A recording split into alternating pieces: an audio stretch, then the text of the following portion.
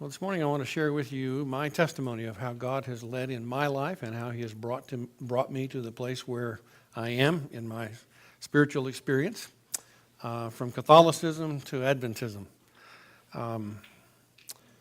The picture on the screen is the church that I was baptized in as an infant, not baptized properly, but baptized in the methodology of the Catholic Church. Actually, they poured a little water over my forehead and put a little bit of salt on my tongue. The salt is to help the child know that life is bitter. I actually don't remember it at all. What I do remember is my mother telling me many, many years later, in fact, after my father died, that she was very upset about my baptism into the Catholic Church. Mother was a Methodist. My dad was a very staunch Catholic. And my mother had agreed to raise all of the children as Catholic. That's why there's 5 of us, in the Catholic vein of lots of kids. But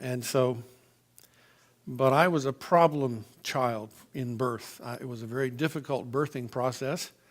I had the umbilical cord wrapped around my neck. My sister says that's what's wrong with me. I was oxygen deprived at birth.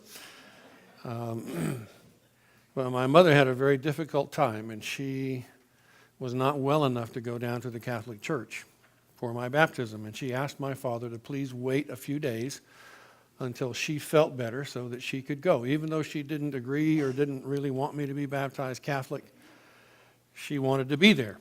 And so she asked my dad to wait. And my grandmother, my father's mother, was there. And she is French-Canadian Catholic, or was, which is almost as Catholic as Italians, and she was absolutely determined that no, it could not wait. I had to be baptized almost immediately, right away, because if I died, then I would go to limbo. You've read about that in the Bible, haven't you? No, you haven't. No, you have not. Catholics believe that if a person dies, a child dies without being baptized, there's this kind of halfway house. It's not heaven or hell. It's sort of a nothingness that you go to, and you go there permanently, forever. Okay? It's not quite hell, but it's not heaven either. So my grandmother prevailed, and she persuaded my father to take me down to Sacred Heart Catholic Church. That is the church on the screen that I was taken to and baptized, and I grew up in that church. My mother told me later, though, that while I was being baptized, she was home and she was upset, and that she prayed the entire time that I was down at the Catholic Church, Sacred Heart Catholic Church, that someday I would become a Protestant. It took 20 years for that prayer to be answered, but God indeed answered that prayer. Because when I was 20 years old, I was baptized the proper way that's the interior of Sacred Heart Church. It's a beautiful building, beautiful church. Oh, you talk about awe-inspiring. You walk in there and it's just like, wow, it's a beautiful place. I thought I had a church. Well, let's see, let me back up. I meant to put in the lower right corner is the Tampa First Seventh-day Adventist Church, and when I was 20 years old, I was baptized right there in that church. And so that was a signal moment in my life. But as a child, I was a student at Sacred Heart Academy. It was a co-ed Catholic elementary school, and I went grades 1 through 8 there and did really well. I was a good student and made good grades, and I got a scholarship to go to Jesuit High School. That's Jesuit High School in Tampa. It's still there. As I was looking for these pictures on the internet, I read that Sacred Heart Elementary School, the academy there, is closing at the end of this school year. They don't have sufficient enrollment to keep it going. But Jesuit High School is still going. So now, having said that, now you know that I'm a Jesuit infiltrator. Yeah, these conspiracy theorists, that, he went to Jesuit High School. He's got to be one of those people. I'm confirmed, and I was confirmed in the Catholic Church as well. So, But after 2 years there, Jesuit is an all-boys school, a college prep, and it's a school for wealthy people, and we were not wealthy. The only reason I was able to go to Jesuit high school is that I had earned a scholarship for 2 years. But in the third year, it was going to become very expensive, and plus, I didn't really like it. I didn't fit in. I was not part of the in crowd. I wasn't accepted because my dad didn't own a big business or have a big fancy house or drive Cadillacs or anything like that. And so I was not really accepted in the social circles of the school. And so I transferred to Tampa Catholic High School. I'm sorry, these pictures are little fuzzies, the best I could get. But I went to Tampa Catholic. It was the first co-ed Catholic high school in Tampa. And that made a lot of sense to me. Why should we go to school with all boys? It's a better idea to go with boys and girls in school, okay, as far as I'm concerned. And so I went to Tampa Catholic. I graduated from Tampa Catholic. But it's at Tampa Catholic that I started on my road out of the Catholic Church. My junior year, first year at Tampa Catholic, the priest that was teaching our religion class wrote a philosophical proof on the board that there is no God. It's a really foolish thing to do. You don't start from error and move toward truth. You start with truth, okay? But he thought he was really kind of intellectual, and so he wrote this philosophical proof on the board, there is no God. And when he got finished, he looked at us and he said, there, now I've shot down all your childhood fantasies and ideas about God, and I've gotten rid of all the nonsense. Little pun, nonsense. And the nuns did teach us some things that were not really sensible. And I won't go into all of that. But and then he said, the purpose of this class is for you to search for yourself and to find the true God. Okay. So I did. And I didn't find the truth about God in the Catholic Church. And it was a very frustrating and difficult time in my life as far as my spiritual experience. I had always been close to Jesus and always knew I could pray and that God would answer my prayers. In fact, in my family, it was always, go ask Mike to pray about it. Mike will pray and God will answer. My sister broke up with a boyfriend she was deeply in love with, and she wanted me to pray that he'd come back. And I prayed and he didn't, and I prayed and he didn't. And finally, I just went to her and said, I'm not going to pray that Bill will come back. I'm just going to pray that you'll be happy. And then she met her husband, and they were happy for many years until Jim died 3 years ago. In my search for God, I did not find him in the Catholic Church. I became very discouraged. This was the time of Vatican II, and they were changing all kinds of rules about everything, and I just was struggling with it. I really wasn't, I didn't want to leave the Catholic Church, but it was all I knew, but I didn't really much believe in it anymore. Besides that, I was old enough, I didn't have to go to church anymore. My father couldn't make me go. You know how that works with teenagers. So I kind of quit going. But I knew I wanted to go. I wanted to be a part of a church. About that time, Becky graduated from Forest Lake Academy and came back to Tampa. Forest Lake is in Orlando, if you're not aware of that, and she came back to Tampa. And I noticed that she was visiting her cousin. Her cousin lived right across the street from me, and Becky had gone to this school in Tampa, Tampa Adventist Academy, or Tampa Junior Academy, it was called when she was a student there. It became Tampa Adventist Academy. And when they built that school, I was really not very happy. My brothers and I lived across the street from that lot. It was a big, like 5-acre, 7-acre, almost 10-acre maybe lot. And it was our play place. There were lots of big trees. It was right next to a big cemetery, and there were lots of big trees there. And we had a tree swing in one of them that was magnificent. My brother had archery targets set up. We made our own ball field. We would fly our kites and stuff. And so the Seventh-day Adventist Church in Tampa bought that lot and built a school on our playground. And we were not happy about that at all. They put up a fence, and we couldn't go use it. So And then I became a board member of that school. God has interesting ways, doesn't he? So, well, Becky came home, and I noticed because she was visiting her cousin who lived across the street from where my parents and I lived, and I got Becky's phone number from her cousin.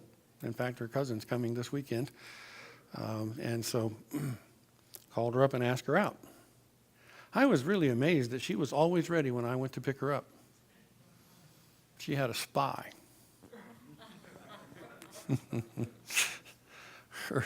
Her cousin would call her when I went out and got in my car. She'd say, "You better get ready. Mike's on his way. Just saw him leave."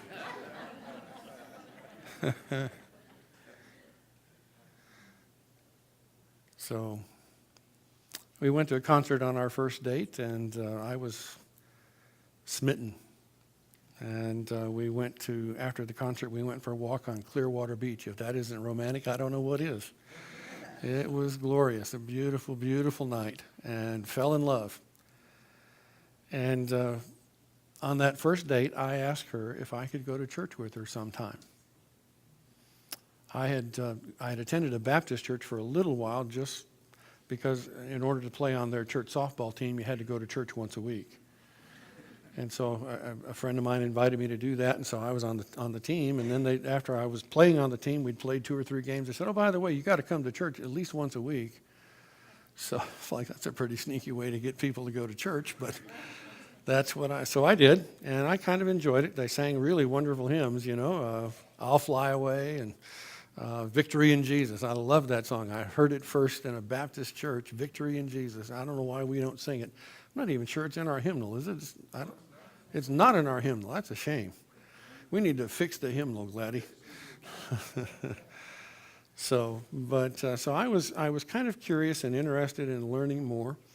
And so I asked Becky if I could go to church with her sometime. Now, I will tell you, I've told you this before, I was much more interested in her than I was in the church, okay? But I was kind of interested. What's wrong with these people? Why did they go to church on the wrong day and they don't eat pork or shrimp or any of that good stuff? And it tastes good. It's not good for you, but it does taste good. I'm not going to lie to you. The devil knows what he's doing, doesn't he? So I was curious. And so it wasn't the very next Sabbath, but the following Sabbath, I showed up. I just met her at church, and so this is the church we went to. What's on the screen, Tampa First. It was a practically brand new church at the time. And so I came in and sat down next to her, and she looked at me and said, Did you not bring your Bible? Bible? What do you need a Bible for? Well, I don't even have a Bible. Why would you need a Bible? In all my 20 years of going to church at the Catholic Church, we never used the Bible. I mean, they read from the Bible, but the laity did not have access to the Bible. We could have had one if we'd wanted to, but the priest read it from the pulpit. We didn't need our own Bible, and so I was like... So after church, I went home with Becky. We had lunch. She gave me a Bible, the first Bible I'd ever had. Now, my mother was Methodist, and she had a Bible, and so I had seen her Bible, but I had never looked inside it. It had olive wood covers, supposedly from the Holy Land. I doubt that, but it was supposedly. So I had looked at it, but I had never opened it because the nuns told us, don't you ever read the Bible. It will confuse you, and you won't, and don't ever go to a Protestant church because they'll lie to you. So this is, some of the nonsense. Yeah, so it's drilled into our heads. Don't you ever read the Bible. Don't you ever go to a Protestant church. Thomas Aquinas, who was a theologian, 4th or 5th century, I think, maybe 6th, I'm not sure, can't remember, has this fascinating quote. He said, "Give me a child to the age of 5, and he is mine." Now, Ellen White says similar things about that our character is essentially formed by the time we're 6.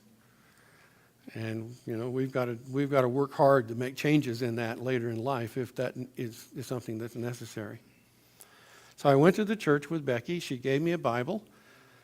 I thought, well, okay, I'm a little dissatisfied with the Catholic Church, a whole lot dissatisfied with the Catholic. Maybe I should read the Bible.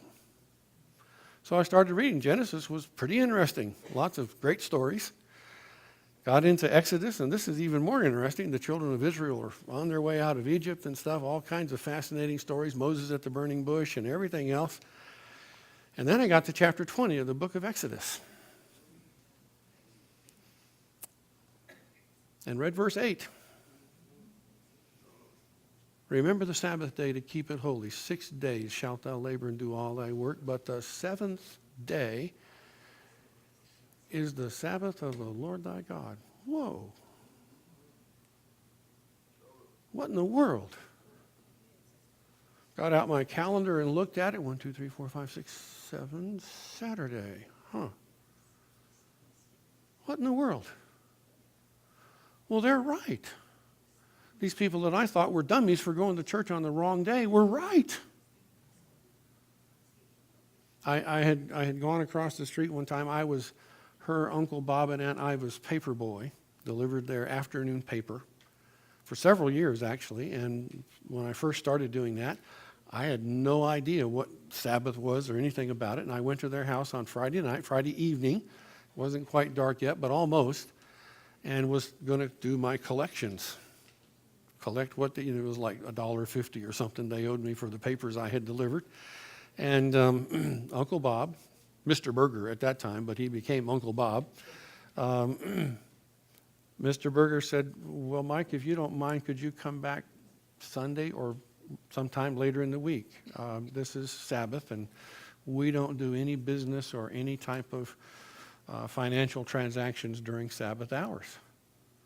Like, well, that's kind of weird. What in the world? That doesn't make any sense. Okay, they were nice people, so whatever. So I went home. I just went back across the street to my house and didn't think much more about it. The fascinating thing is that I became their pastor. After I joined the church and got into ministry, I was the pastor of the Brandon Church, and they had been members of the Tampa First Church, where Becky grew up. And but later in life, they transferred their membership to the Brandon Church, where I was the pastor. So isn't that something? Went from being their paper boy to be their pastor. So it was quite interesting. Well, to make a long story, well, it's probably too late to make it short at this point. I started reading the Bible and studying. And while I was doing that, I was becoming more and more and more convinced that what I had been told as a child was a lie. That there was not a problem with reading the Scriptures. That I wasn't going to be deceived. That I was going to learn what God wanted me to know. And about that time, right about the spring of 1972, Pastor L.E. Tucker from the Quiet Hour came to Tampa doing a series of meetings just exactly like we're doing here, only it was probably 5 nights a week instead of just a weekend. And so I attended. I did not attend every night, but I attended quite a bit and studied more and read their outlines, etc., their studies and that, and became more and more convinced that, number one, Saturday was the Sabbath, the seventh day, was clearly convinced about the state of the dead, was greatly relieved to learn the truth about hell, which we'll be talking about Sunday night, and thought, if they've got this right about the Sabbath and the state of the dead and the truth about hell, and probably everything they teach is right. So I began to study more. The final Sabbath morning of the evangelistic series, Elder Tucker was preaching, and he was having an altar call, but he had stopped his call, and they were simply playing music. And as I'm sitting there in the church, as far back as we could get almost, I heard a voice. Now, I can't tell you it was absolutely audible or if it was just inside my head, but to me it was real. It was not the preacher speaking because he wasn't talking, but I heard a voice saying, "Michael, won't you come?" What? It was very clear. And I even said to Becky, do you mind if I go forward? She said, if you want to, that's fine. If you want to, that's fine. So I got up and stepped out into the aisle, and the aisle of that church was a mile long. My goodness, I started down that aisle, and it's like, what have I done? But it's kind of too late now. So I went down the aisle and responded to the altar call. Elder Tucker talked to me, and the pastor there, Elder Mansell, spoke to me. And we made arrangements for me to come to his office and study some more and kind of finish the things that I had missed, etc.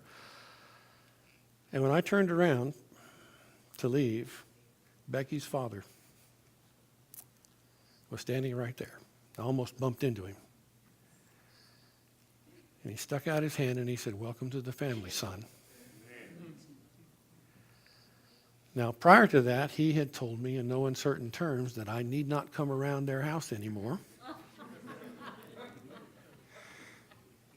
Because my daughter's not going to marry any Catholic boy. I was sitting on the couch. There was one time she wasn't quite ready, and so I came in and sat down, and he was waiting for his moment, I guess. And Daddy came to the doorway of the hallway that went to his bedroom. And he made that comment, you needn't come around here anymore because my daughter's not marrying a Catholic boy. Well, I understand how he feels, how he felt. But I was kind of a smart aleck, arrogant kind of guy. And I didn't say it out loud, but I was thinking, you want to bet?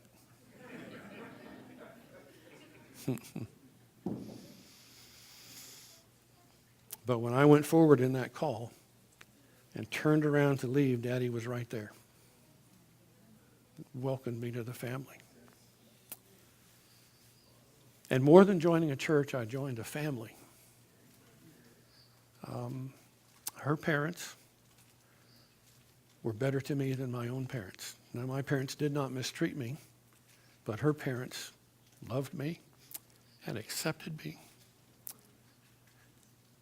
as though I were one of their own, and always treated me with great respect and reverence. Now, as I'm saying this, I want you to understand that Catholic people are not bad. Catholics are, by and large, very good people who love the Lord, who are devoted to Him. There are many Catholics who are far more devoted to Jesus than most Adventists are. And we need to understand that these are people who love the Lord. And they are serving Him to the best of their ability, to the best of their knowledge. Ron Halverson preached at Kentucky, Tennessee camp meeting in my early years of ministry. And he said something in a sermon one night about Mother Teresa and what a wonderfully devoted Christian life she had lived. And there were some Adventist folk there, some saints or ain'ts or whatever, who accosted him after the sermon and said, how dare you say that Mother Teresa was a faithful Christian, a devoted Christian, that she was a Catholic and she's not going to be in heaven. Boy, Elder Halverson was ticked. Ooh, you don't want to get Ron Halverson mad. He hadn't forgotten all of his gang days. And the next night, he lambasted them. He said, you sit there in your Adventist arrogance and think that Mother Teresa is not going to be in heaven because she doesn't understand the Sabbath and the state of the dead the way you do. And yet she has devoted her life to serving people in the name of Christ. You think she's not a Christian? Some of you don't go across the street to go to prayer meeting, and she went across the world to minister to people in need. People you wouldn't even think about ministering to. He just laid it on. One of my favorite quotations about her, from her, an American newsman, I think it was Dan Rather, but I'm not certain. Anyway, some American newsman wanted to interview her. And she said, I don't have time for interviews. You can come along with me on my daily ministries. So he had his little film crew going, just one film operator, I guess, camera operator. Anyway, so they're going along, and he's talking to her as she goes. And there's one place she goes where she's changing the diaper of a man who has terminal colon cancer. Now, changing any diaper is not a real pleasant experience. An adult diaper is really not a pleasant experience. And a diaper with somebody who has necrotic tissue from the cancer is really not pleasant. And so this American newsman is standing there and just overwhelmed by the stench and said to her, to Mother Teresa, I wouldn't do what you're doing for $1 million. And she just kept on cleaning and wiping and looked up at him and said, neither would I. She wasn't doing it for money. She was doing it for Jesus. Makes a big difference. So I want you to understand that Catholic people are wonderful people. They love Jesus. By and large. Now, there's some rascals in the Catholic Church. There are. But there's some rascals in the Adventist Church too. They're human beings in every denomination, okay? So, now I'm going to read a statement to you from the current Pope. And the interesting thing is, as you read about Pope Francis, the more you read about him, the more you start to like the man. He is a gracious, kind, humble, good man. He is. I mean, he's talking all the time about how important it is as Christians to take care of the poor among us, to minister to those needs, to meet needs around us. That's what Christianity is all about, is service, serving the needs of people. It's like, whoa, man, this guy sounds like Ellen White. Not all the time. Not all the time. Just about a year after he was elected as Pope, he had a general audience in St. Peter's Square, and he said this. Now, if you read the entire context, I understand what he's talking about. Let me just read this. There are those who believe they can maintain a personal, direct, and immediate relationship with Jesus Christ outside the communion and the mediation of the church. These are dangerous and harmful temptations. Wow. To have a personal relationship with Jesus is dangerous.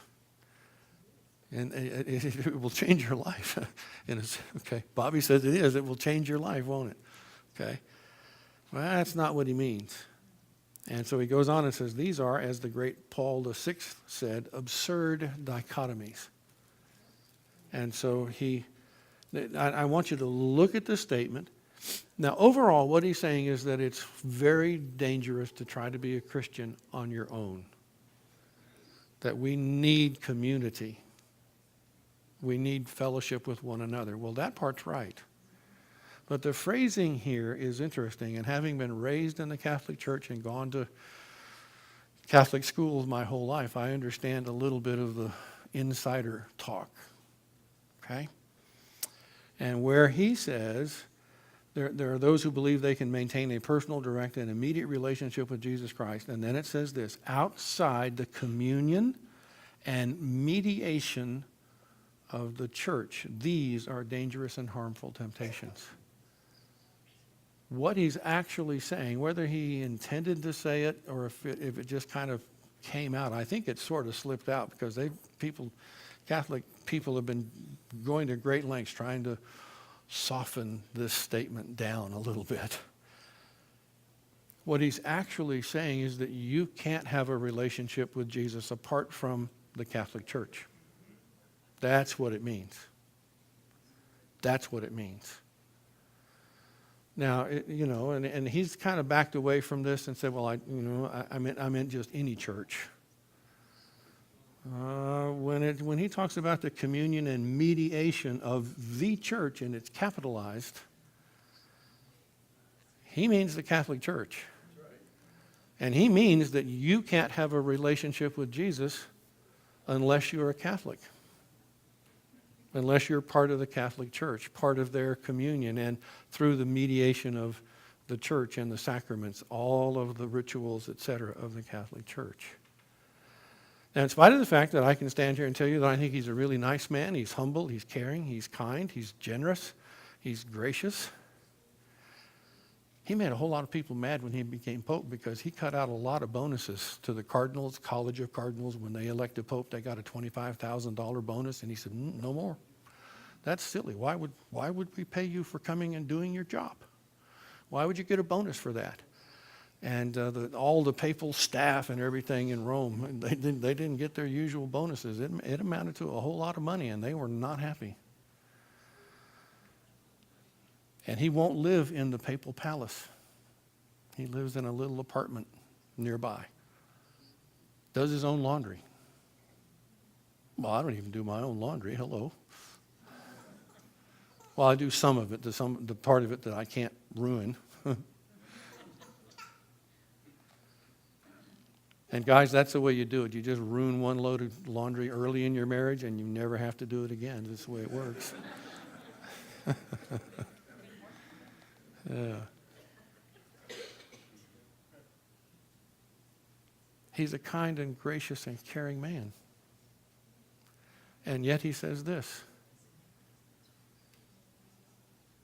And that's what you need to understand. Good people can have bad theology. The theology of the Catholic Church says that you can't be saved. You can't have a relationship with Jesus apart from that church, from the Catholic Church. And it's not true. I'm here to tell you that's absolutely not true.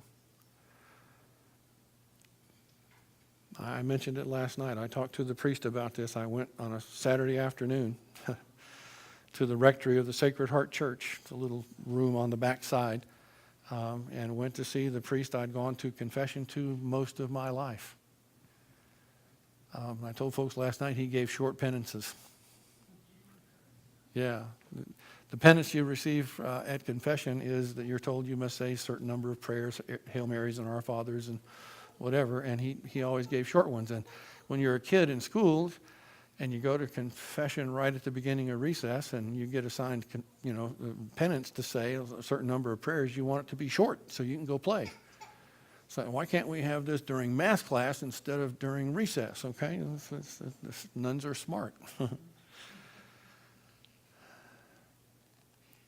So I went to talk to him about it, and I said, I've been reading the Bible, and I've been studying, I've been going to evangelistic meetings at the Seventh-day Adventist Church, and I've come to believe that the seventh day is the Sabbath. And he said, well, sure, everybody knows that. What? What are you talking about? Not everybody knows that. I've been to Catholic schools my whole life. In fact, when I was at Tampa Catholic, the guidance counselor, the nun who was the guidance counselor, tried her best. Sister Agnes, she twisted my arm. You should be a priest. We need you to be a priest. You should be a priest. I'm like, no, thank you very much. I'm not getting into that.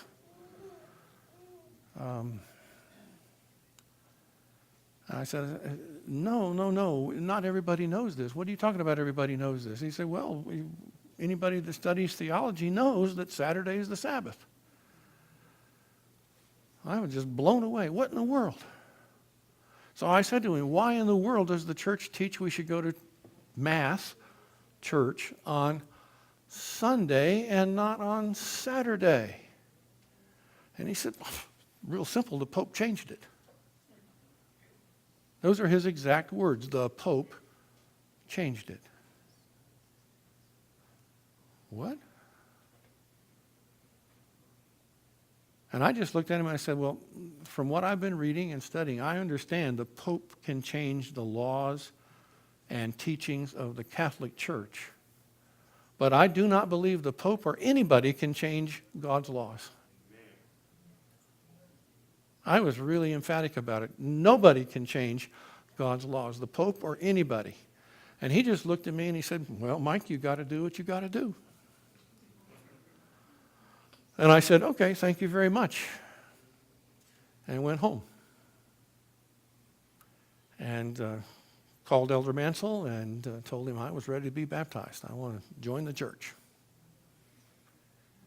And so that was arranged for the next Sabbath. On Friday afternoon, my dad said, well, now I'm going to need you to work for me tomorrow because we've got this job going and stuff. And I said, Dad, I can't do that. I'm going to be baptized in the Seventh-day Adventist Church tomorrow. And he looked like I'd hit him with a 2x4. And he said, you're a blank fool. You can fill in the blank. Only the priest, this is my father, only the priest can understand the Bible. That's what he was taught. It was hammered into him in his childhood, going to Catholic church and Catholic schools. When he was a child, it's the same thing that was hammered at me. I really don't know. I struggle to understand how I was able to come out of it and leave. It's only by the grace of God and his call, very clear call to me. Again, Catholics are good people. I gotta see the time. I can't see the, yeah, it's time.